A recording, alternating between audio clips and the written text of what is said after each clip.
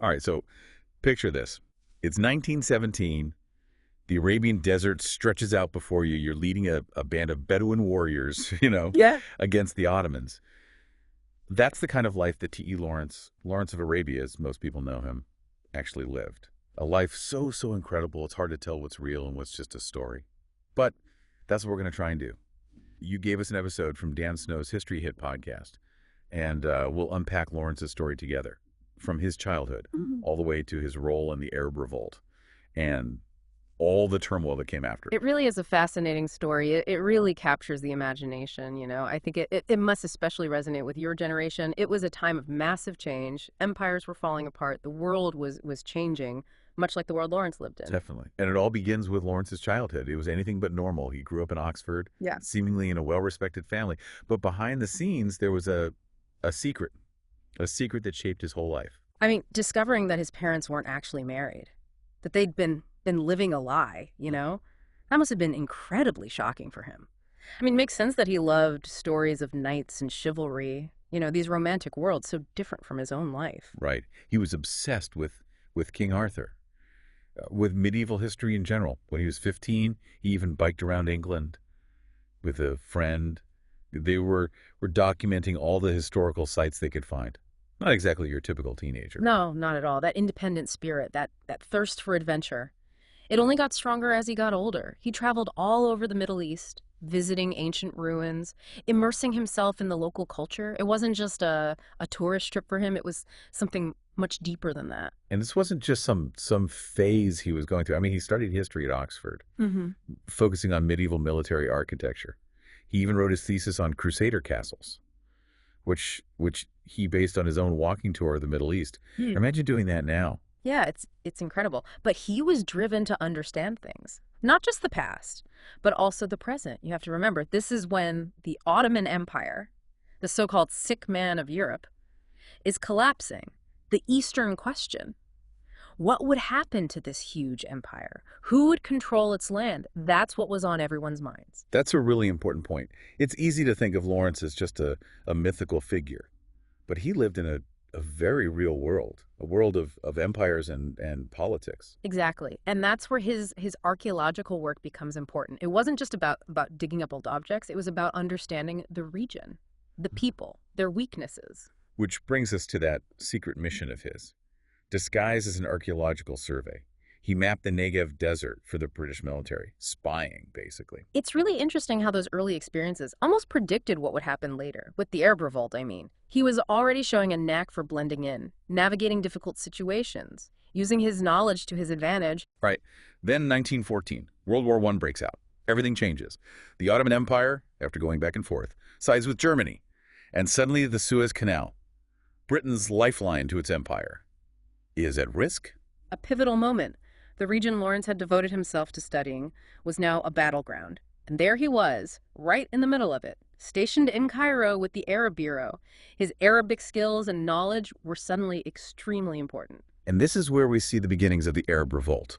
The Sharif of Mecca, frustrated with Ottoman rule, senses an opportunity, decides to rebel with the goal of Arab independence. Just think about how audacious that was. To take on the Ottomans, one of the most powerful empires in the world, all for the sake of self-determination. It was a gamble, but one that resonated with Arabs across the region. They were tired of being ruled from afar. And that's where T.E. Lawrence really comes into the story.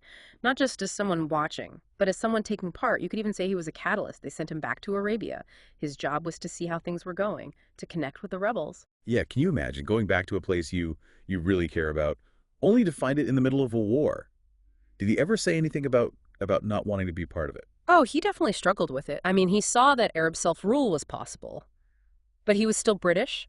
He knew what his own country wanted, what their goals were. It was this constant tension for him throughout the whole revolt. Yeah, I bet. Trying to balance being loyal to Britain, Yeah, but also respecting the Arab cause. exactly. And it's during this time that he meets Prince Faisal, one of the Sharif's sons, a really important figure in the revolt. Lawrence saw Faisal's charisma, his leadership. He saw in him someone who could lead a new Arab nation. So Lawrence basically becomes Faisal's right-hand man, advising him on on military strategy, Yeah. helping to organize the rebellion. Yes, exactly. And this is where Lawrence's understanding of the Arabs, how they thought, how they fought, becomes so important. He knew that trying to turn them into a typical European army would be a disaster. He saw that their unconventional tactics were actually their strength, their speed, their knowledge of the desert.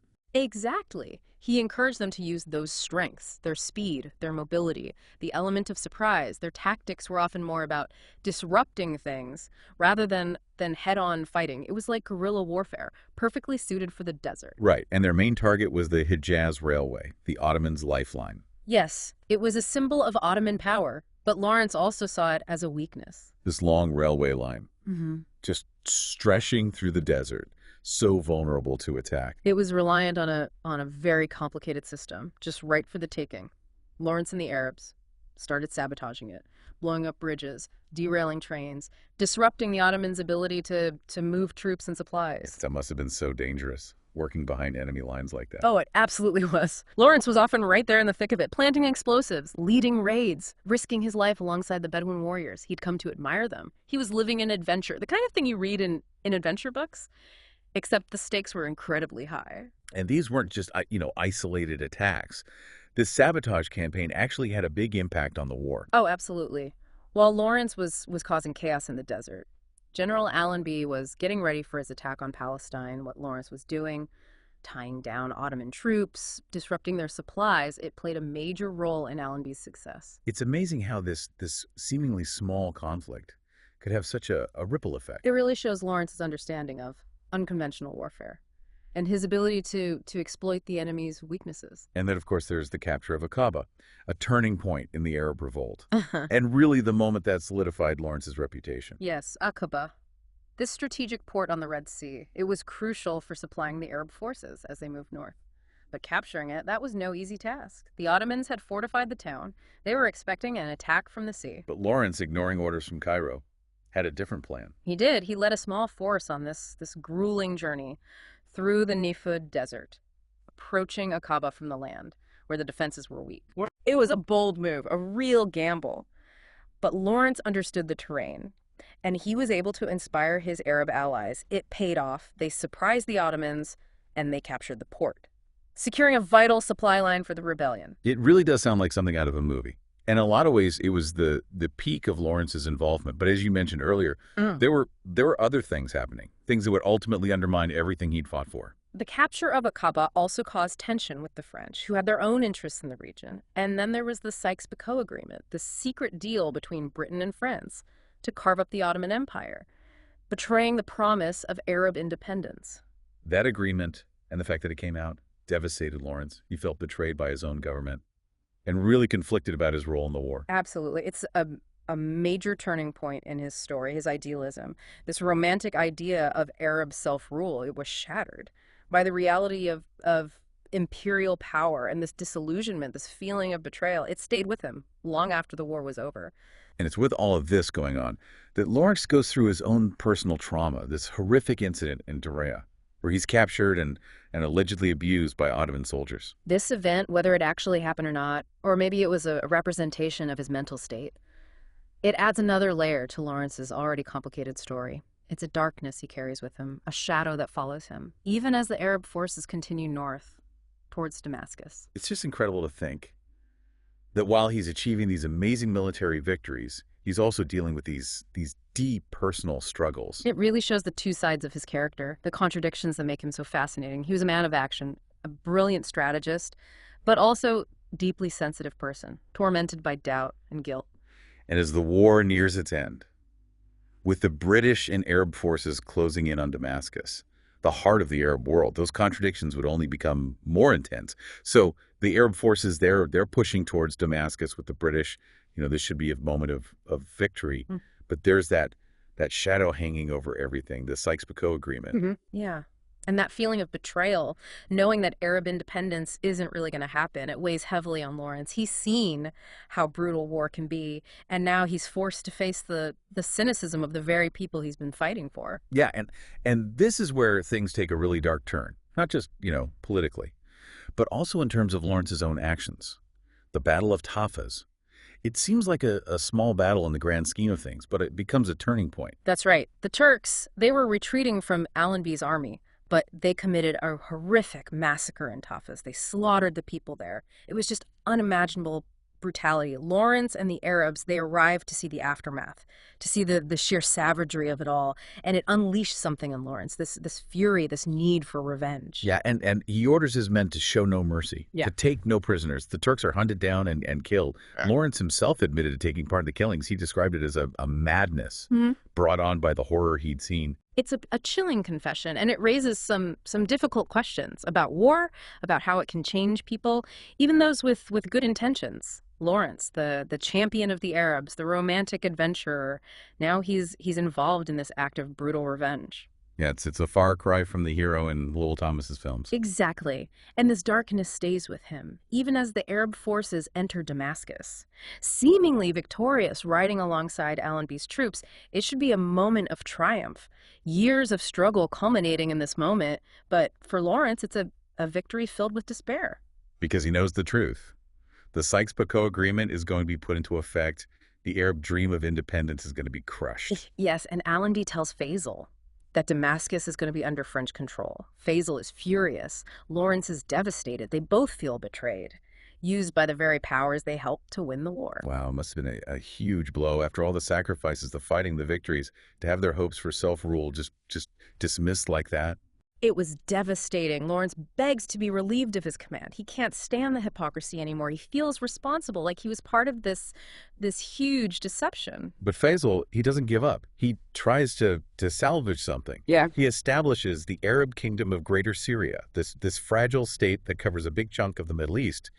It's a last attempt to achieve some kind of Arab self-determination. Yes, it's a bold move. And for a moment, it offers a glimmer of hope.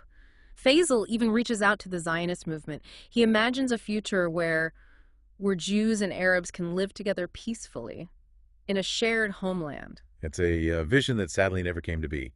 The French, they were determined to control Syria. They invade in 1920. Faisal's kingdom is crushed, his dream shattered. And Lawrence, he's watching all this from afar, left to deal with the consequences of his involvement. And it's at this point, with his dreams of Arab independence in ruins, that Lawrence's own myth starts to take shape. All right, this is where Lowell Thomas comes in, this American filmmaker.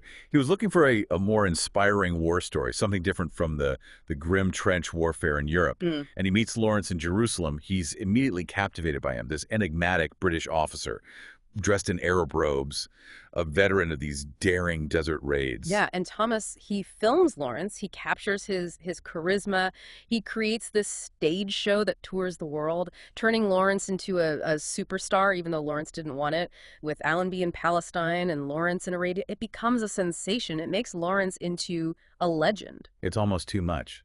While Lawrence is dealing with guilt and disillusionment, he's being hailed as this hero, this larger-than-life figure who embodies the romance and adventure of the Arab Revolt. It's a duality he can't escape. He tries to get away from the spotlight, changes his name, enlists in the RAF under a fake name, but the fame follows him. He pours all his experiences into his book, 7 Pillars of Wisdom. His guilt, his disillusionment. It becomes this literary masterpiece, but also a testament to how complicated he was. It's a remarkable book filled with these vivid descriptions of the desert, the battles, the politics, but also these introspective reflections on his own role, his own mistakes, his own contradictions. He eventually finds some peace at Clouds Hill, this small cottage in Dorset, where he finds refuge in solitude and in riding his motorcycle. It's a tragically fitting end to his story. In 1935, at the age of 26, he's killed in a motorcycle accident, trying to avoid 2 boys on bicycles, a man who navigated the dangers of war, the complexities of international politics, ultimately undone by a simple twist of fate on a quiet country road. Lawrence of Arabia, a life of incredible adventure, of idealism and disillusionment, of triumph and tragedy. It's a story that continues to fascinate us, to make us think, to challenge how we understand history and human nature. It reminds us that behind the myths and legends, there are real people making impossible choices, dealing with the weight of history and the consequences of their own actions. It makes us face some uncomfortable truths about war, about empire, about the human cost of ambition and betrayal. And it leaves us with a question. What would Lawrence think of the Middle East today? A region still struggling with the legacy of the conflicts he was part of.